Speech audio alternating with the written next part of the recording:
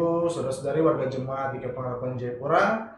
Senang sekali saya Nodi Luntungan hari ini hadir menyapa Bapak Ibu semua dalam program kami yaitu Hopecast, Hope IT Podcast.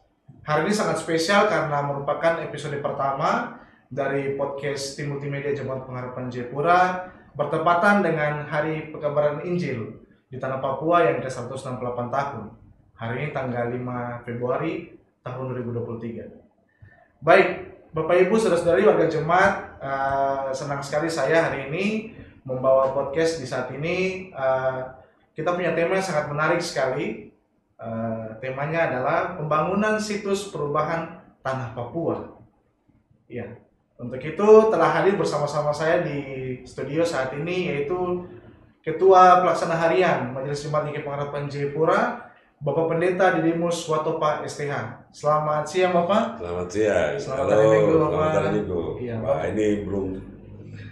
Oh, di acara apa ini? Menarik Bapak. sekali. Hopecast, bukan podcast. Hopecast Bapak. Wow. Iya, jadi Hope IT Podcast Bapak. Wow, ini berarti pemuda GKI Pengharapan berinovasi di era Siap, digital. Luar biasa. Terima kasih Bapak. Iya. Baik Bapak. Ya. Kita terkait tema hari ini sangat menarik sekali Sabar Bapak. dulu, mau menyapa dulu selamat Oh, ya. Hari Pekabaran Injil ke-168 tahun. Selamat Hari Pekabaran Injil. Tuhan memberkati kita di Mission Day tahun 2023. Mantap. Hopecast, mantap.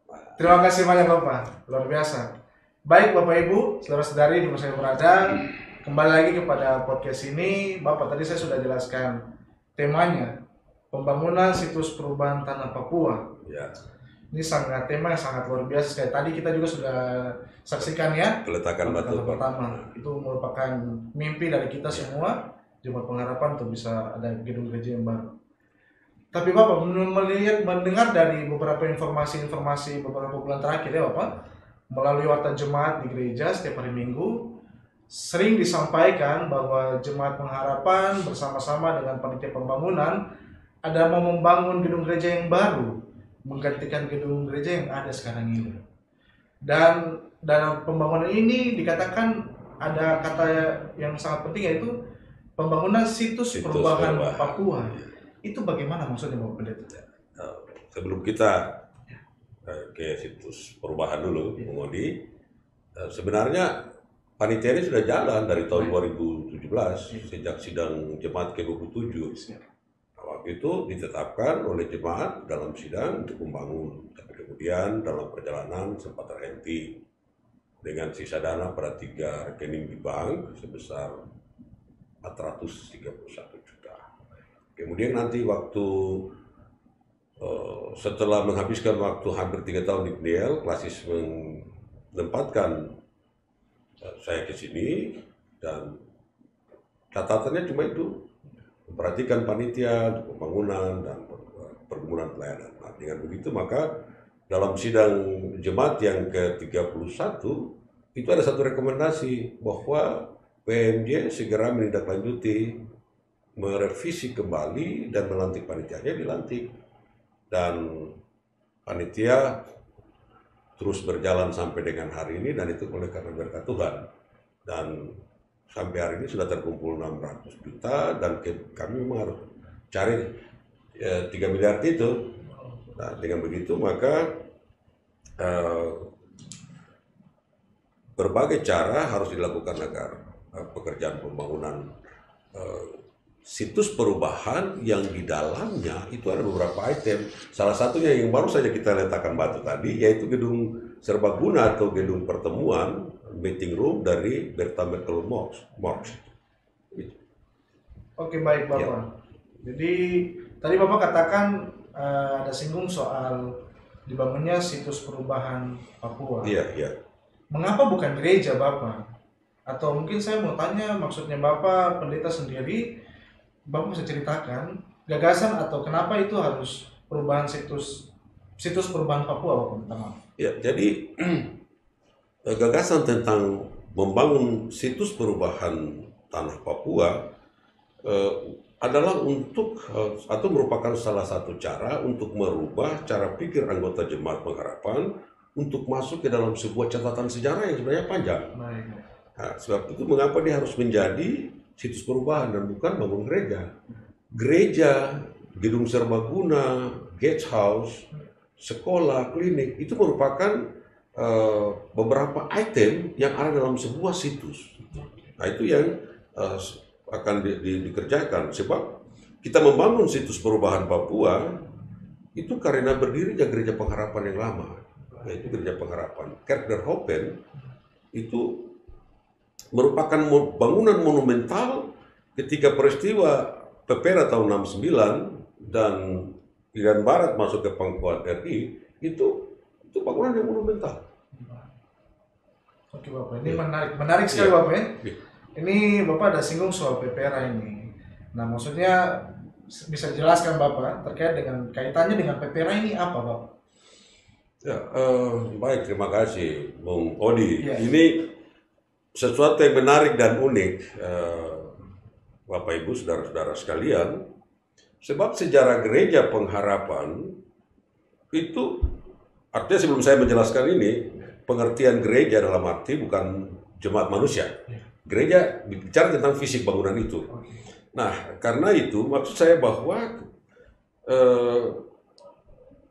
pembangunan situs perubahan yang di dalamnya itu bertolak dari pembangunan gedung gereja pengharapan sejak tahun 1962. Karena itu ada kaitan dengan tahun 49, berkaitan dengan 1961, dengan 69, berkaitan dengan benang sejarah itu. Sehingga itu menjadi bangunan yang monumental sampai dengan hari ini.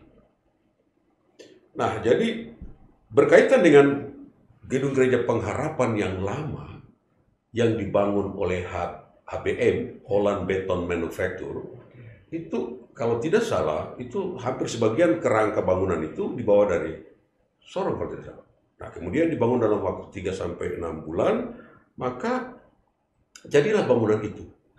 Sebab sejak 62 gereja itu sudah dibangun, berdasarkan perjanjian New York 63 belum masuk pula. Nah, memang itu, jadi begini Bung Boni, sejarah yang panjang itu, tadi saya katakan berkaitan dengan tahun 1949, karena pada tanggal 23 Agustus sampai dengan tanggal 2 November tahun 1949, itu dilakukan konferensi meja bundar di Den Haag, dalam upaya Belanda harus membebaskan Indonesia dari semua wilayah yang dikuasai oleh Belanda dan dikembalikan kepada Republik Indonesia Serikat, RIS namanya waktu itu. Ya. Sedangkan masalah Irian Barat yang dibahas dalam KMB itu ditunda 1 tahun, itu tahun 1950. Dan rencana itu menemui jalan buntu.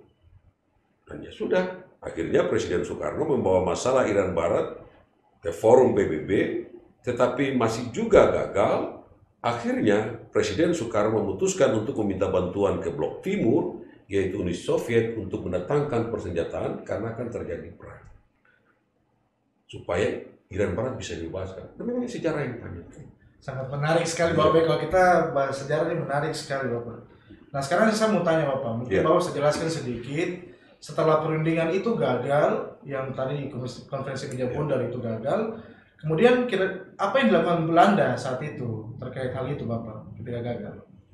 Tapi Bung Odi ini harus minum kopi dulu ya. Siap, silakan Bapak, silakan. Aduh. Penuh inspirasi Bapak ya? Penuh inspirasi. Kopi itu adalah ketika orang butuh inspirasi. Luar biasa Bapak. Jadi begini, Bung Odi, juga Bapak Ibu saudara-saudara sekalian, sejak kegagalan konferensi meja bundar itu dan persoalannya sampai di Belanda, di KMB itu juga gagal, bahkan sampai dengan Soekarno meminta bantuan dari Soviet, maka singkat cerita bahwa pada tanggal 1 Desember tahun 1961 itu Belanda tepat di depan gedung Dewan di Beneran itu diproklamirkan negara Papua merdeka, bintang Kejora dan Belanda dikibarkan. Itu tanggal 1 Desember 61. Bayangkan Bung Odi, selang beberapa waktu, 18 September tahun 61. Desember. Iya, tahun yang sama, itu kan sekitar tujuh hari Kak. Iya. Soekarno melakukan memberi komando untuk segera berebut Irian Barat dengan Trikora itu di depan pada hari Minggu tanggal 18 Desember tahun 61 itu di depan alun-alun kota Yogyakarta. Maka Mayor Jenderal Soeharto waktu itu diminta untuk memimpin peperangan itu. Itu terjadi. Pembebasan Irian Barat itu ya? Untuk membebaskan Irian Barat. Jadi akibat itu setelah mengalami pertempuran yang panjang, maka pada tanggal 15 Agustus tahun 1962 akhirnya Belanda mengakui bahwa sebenarnya Indonesia sangat berambisi dan ingin untuk merebut Irian Barat.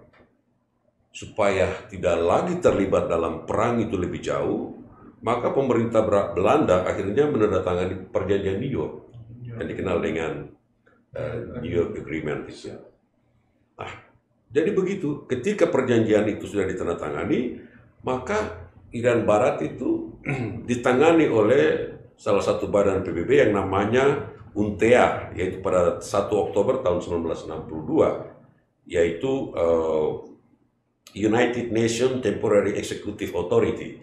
Nah, ini salah satu badan yang pemerintahan sementara.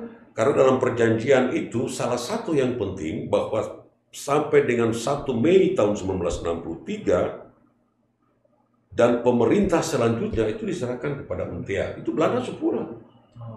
Nah, yang menarik di sini adalah Bung Odi bahwa sebelum Belanda pulang, karena mereka sudah tahu berdasarkan perjanjian 1 Mei, itu tanggal 8 September 1962.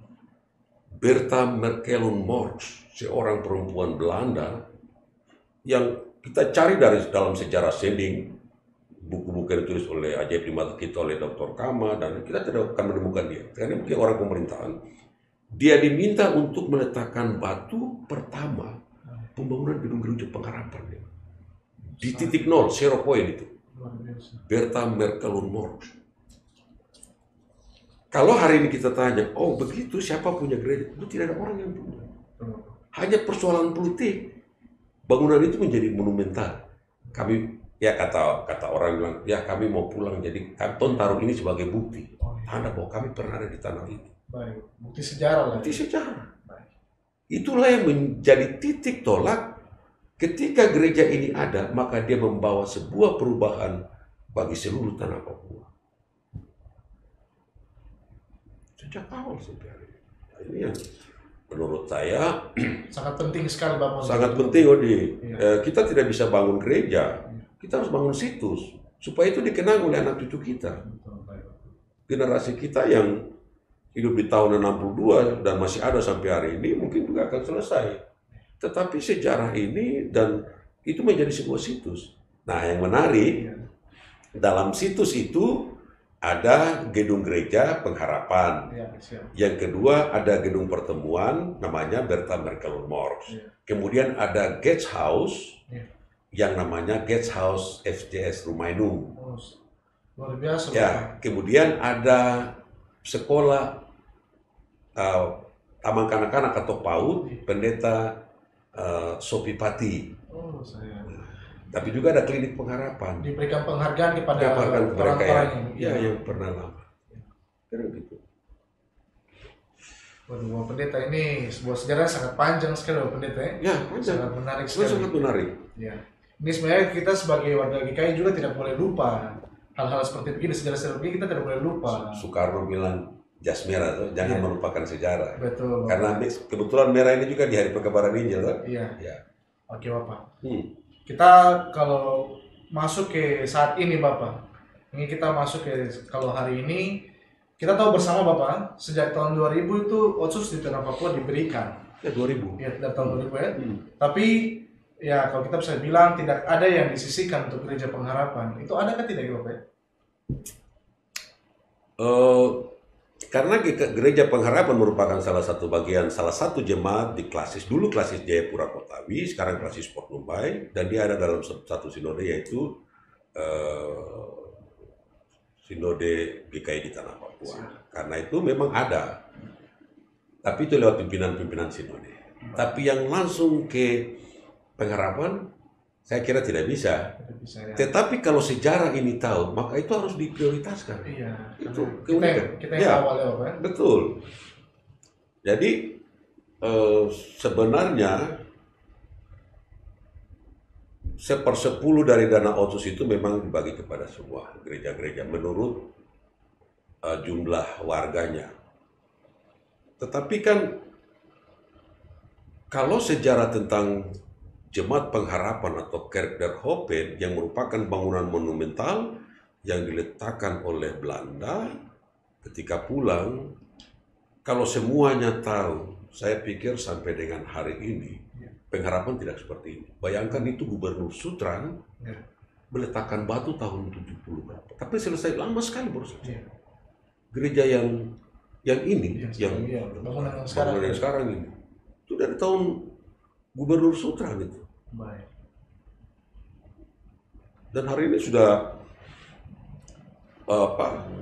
retak-retak dan rusak. Nah, hari ini kita harus membangun situs perubahan bagi Tanah Papua yang di dalamnya ada gedung gereja dan fasilitas pendukung lainnya.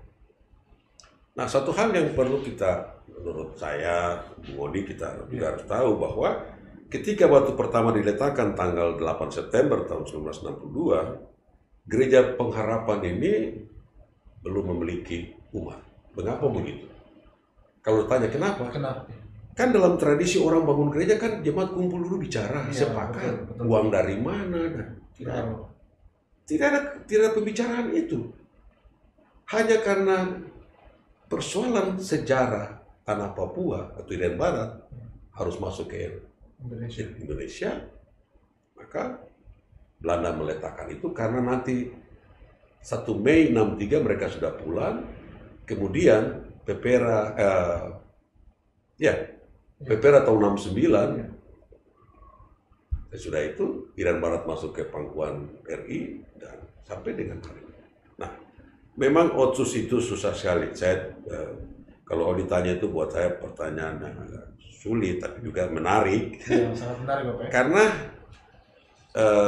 sudah beberapa gubernur sejak otsus, yaitu kalau tidak salah di masanya Pak Freddy Numberi waktu itu sudah ada. Cuma berturut-turut secara langsung datang.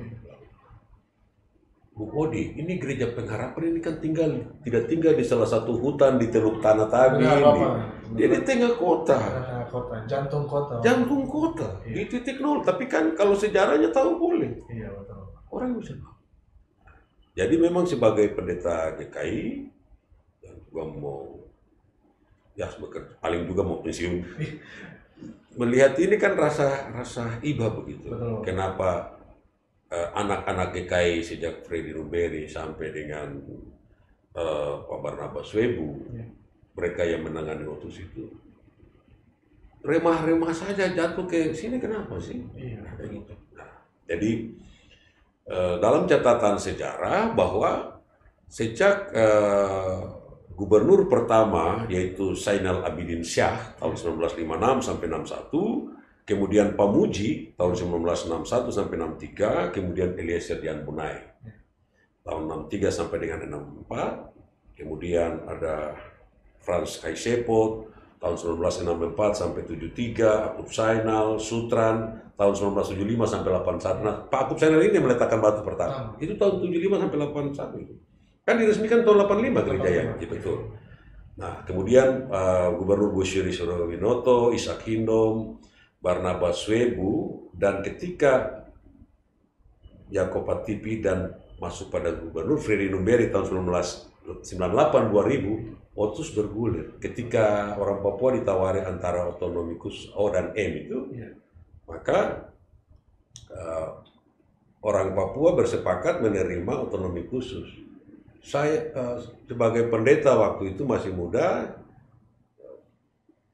Bung Odi itu, saya masih ingat Bapak Barnabas itu bilang, kamu terima Otsus, karena Otsus itu jembatan emas menuju merdeka. Ini waktu kata-kata ini waktu di Solo. Nah, kalau memang begitu, ini bukan persoalan mau merdeka atau tidak merdeka, tetapi perhatian pemimpin-pemimpin di Provinsi Papua terhadap pembangunan orang Papua secara utuh berdasarkan Undang-Undang Otsus, tapi apa yang mau dipersembahkan kepada gereja. Ini gereja Pengharapan ini tertinggal di hutan, dia di kota ini. Mulai dari Freddy Nomberi, Japsalosa, Barnabas Sewu, sampai di Bapak Lukas NMB. Nah, kalau Bapak Lukas dari sisi keanggotaan memang gini. Tapi ini kan gubernur GKI yang kota Jember. Betul. Lupa. Ya, baik.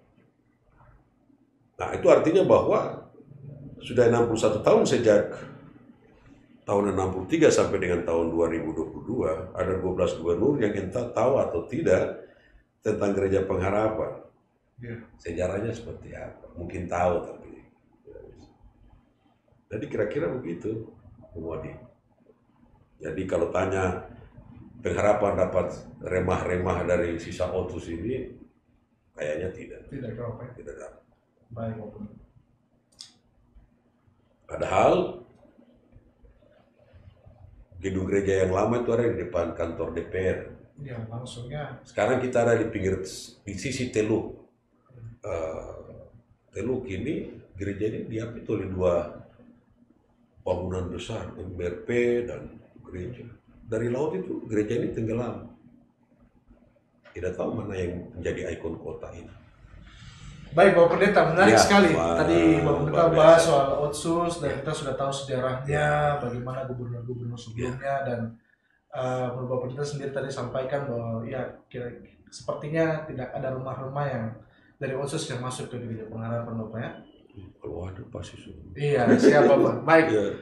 Oke Bapak, kita Ya. bicara soal pembangunan gedung serbaguna, pembangunan situs perubahan, sampai dengan gereja. Mungkin ada yang Bapak ya? Di ini gambarin Bapak Ya, ini. Iya.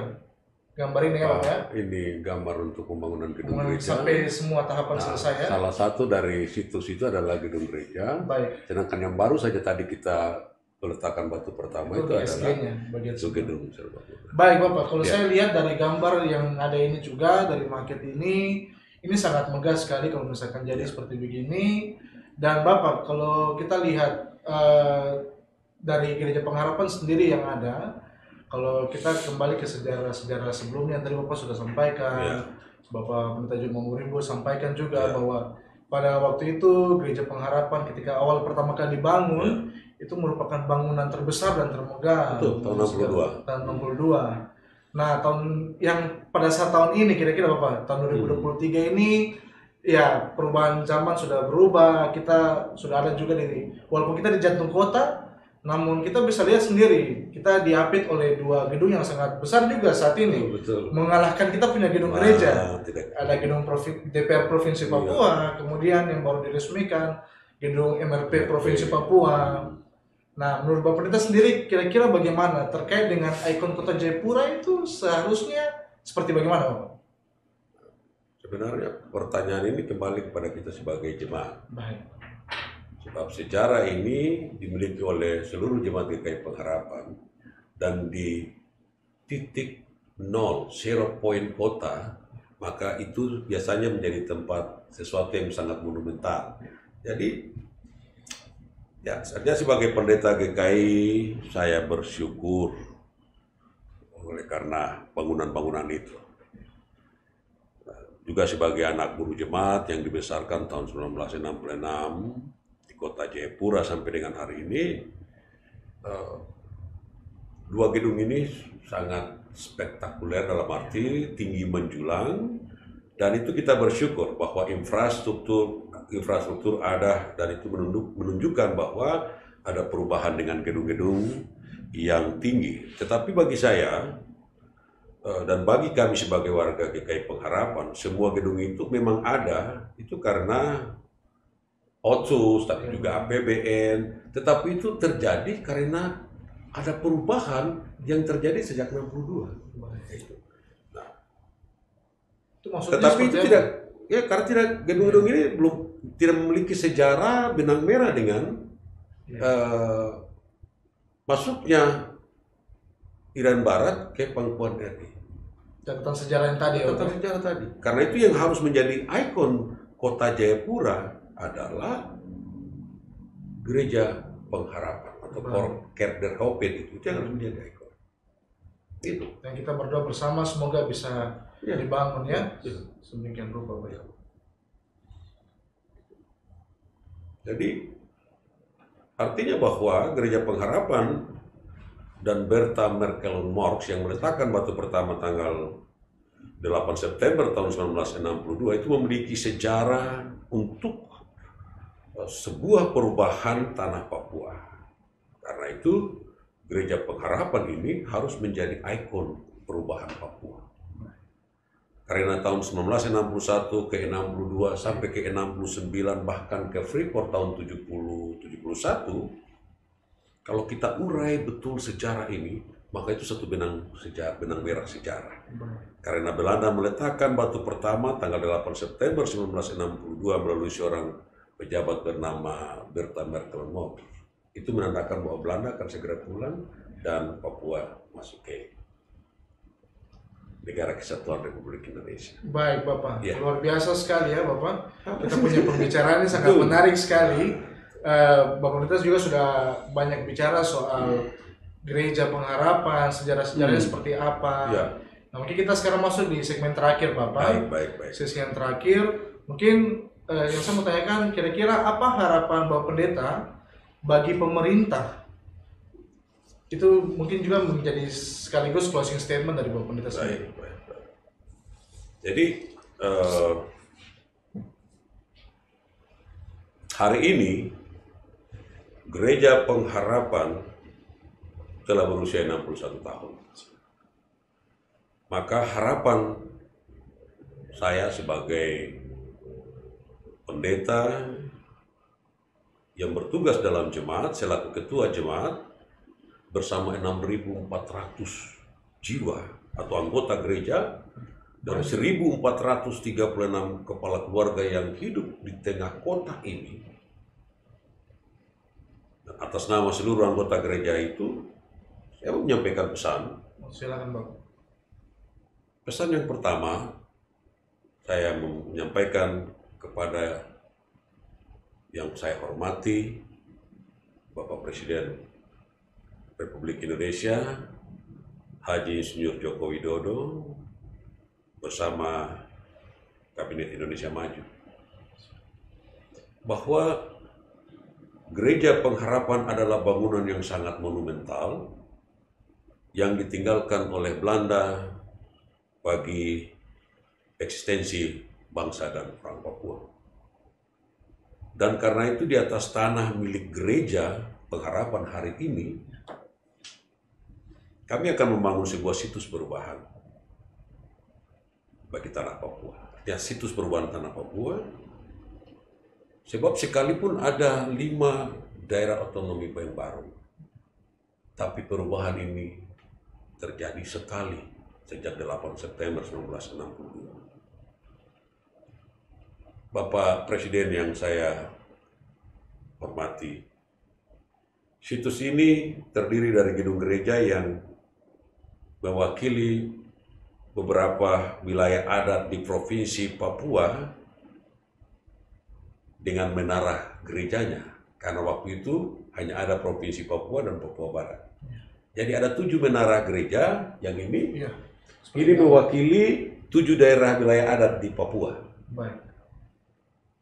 Nah, dengan begitu kami juga akan membangun gedung pertemuan yang diberi nama Gedung Pertemuan Bertha Merkel Marx, juga Guest House yang diberi nama Guest House Pendeta FJS Rumainom, dan juga kami akan membangun sekolah atau TK yang namanya TK Pendeta Sopipati, dan juga ada klinik. Bapak Presiden yang saya hormati dan saya kasihi dalam Tuhan, bahwa tahun 2024 adalah tahun politik Saya berani mengatakan ini karena ketika saya ingat tahun 2014, Bung Odi, Ya. itu Bapak Jokowi datang ke Sinode dan saya bersama Bapak Pendeta Albert Tioku dan Ibu Pendeta Yemi Makrei, kami menerima Bapak Jokowi waktu menjadi presiden. Kemudian Ibu Pendeta Yemi mendoakan, lalu saya dan Pendeta Yoku menyerahkan pernyataan dari seluruh gereja untuk mendukung Bapak Jokowi menjadi presiden. Sebagai pendeta GKI dan orang Papua, kami bersyukur karena Bapak Presiden telah mengeluarkan triliunan rupiah untuk membangun infrastruktur di seluruh Indonesia dan di tanah Papua. Sebagai pendeta GKI bersama seluruh anggota gereja Pengharapan, atas dasar garis sejarah itu, maka kami juga ingin memohon perhatian dari Bapak Presiden untuk sekiranya dapat menghadirkan situs perubahan Papua dengan isinya. Dan itu pun kalau Tuhan menghendaki, Bapak Presiden yang akan menyelesaikan di akhir tahun pemerintahan Kabinet Indonesia Maju itu. Pesan yang kedua juga yang saya sampaikan kepada yang saya kasihi dalam Tuhan, Gubernur Papua Bapak Lukas NMB, dalam doa dan harap Bapak Gubernur tetap menjalani pemeriksaan dan terus diberikan kesehatan dan kekuatan oleh Tuhan. Tapi juga sebagai pendeta, saya turut mendoakan Bapak Ketua DPRP, Bapak Joni Banuarau, serta Ketua MRP, Bapak Timotius Murib yang saya kasihi di dalam Tuhan. Otsus telah Bapak dorang, urus.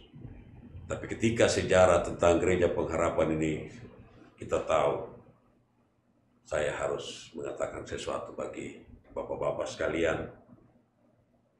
Yang pertama, terima kasih telah berpikir untuk perubahan wajah ibu kota Provinsi Papua, yaitu Kota Jayapura dengan gedung-gedung yang menjulang tinggi. Tetapi apa yang terjadi di depan kita sebagai warga Kota Jayapura dan warga Jemaat GKI Pengharapan, bahwa gedung kantor gubernur, gedung MRP dan DPRP yang telah Bapak-Bapak bangun, bagi kami itu bukanlah sebuah yang monumental. Sebab yang sangat monumental berhubungan langsung dengan sejarah integrasi tanah Papua ke dalam NKRI sejak 61 dan 62 adalah Gereja Pengharapan. Karena sebenarnya sejak Gubernur Japsalosa sampai kepada Bapak Lukas NMB, Gereja Pengharapan pada zero point atau titik nol Kota Jayapura sebenarnya harus menjadi prioritas untuk sebuah situs perubahan. Tetapi mungkin Tuhan belum mengizinkan kalau Pengharapan ini dihadirkan kembali oleh Bapak-Bapak yang memimpin provinsi semasa Otsus. Gereja yang ditinggalkan oleh Belanda untuk mengingatkan kita akan sejarah itu. Tapi kalau Tuhan masih mengizinkan Bapak-Bapak melakukan sesuatu, di hari pekabaran Injil ke-168 sebagai pendeta, pengasihan Tuhan masih berlaku, dan Bapak-Bapak ini bisa menolong kami. Tetapi yang penting, sebagai orang Kristen dan yang percaya kepada Tuhan, kami juga turut mendoakan Bapak Presiden Jokowi, kiranya suara kami di kota ini yang terlupakan dalam sejarah integrasi, karena itu pasti Bapak mendengar. Wah, Bung Odi ini sudah bicara lama sekali, sudah luar biasa. Terima kasih banyak Bapak. Ya, Terima kasih. Ya, baik. Terima kasih untuk kita semua yang sudah bersama-sama dari awal sampai dengan akhir podcast ini. Saya selaku yang membawa acara di saat ini menyampaikan terima kasih yang pertama buat Bapak Pendeta Pak Topa yang sudah bersama-sama dengan saya untuk bagaimana menceritakan pentingnya perubahan situs Papua itu, situs perubahan Papua itu bagi kita warga jemaat. karena penting sekali, karena kita juga sudah dihadapkan dengan pembangunan gedung gereja yang harus kita mulai beberapa waktu dekat ini, Bapak Pendeta. Iya. Mungkin ada terakhir dari Bapak Pendeta yang mau disampaikan lagi kepada kita semua. Odi. Iya. Odi adalah orang yang, dua kata saja, Siap. inovatif dan memiliki masa depan bagi anak muda, Jemaat GKI Pengharapan dalam mengolah IT di era digital. Amin. Kalau bagi saya, izin Bapak Pendeta Batopa itu orangnya tegas dan rendah hati. Terima kasih Bapak. Terima kasih luar biasa. Iya, terima kasih. Hopcast. Iya. Coba kasih tunjuk supaya kalau ini nanti ada yang mau Iya. like atau apa. Iya. Nanti akan tayang di YouTube Jemaat Pengharapan Jayapura, GKI Pengharapan Jayapura. Bapak Ibu saudara-saudari bisa langsung bisa subscribe, like dan komen supaya bisa menjadi catatan juga buat kami untuk konten-konten kami selanjutnya. Terus dukung kami. Baik, kita dengan demikian ini adalah edisi perdana di 168 tahun Mission Day atau Hari Pekabaran Injil. Siap. Tuhan memberkati Tuhan kita. memberkati kita sekalian. Sekali lagi dari kami, selamat merayakan 168 tahun Pekabaran Injil Tanah Papua. Tuhan memberkati kita sekalian. Shalom.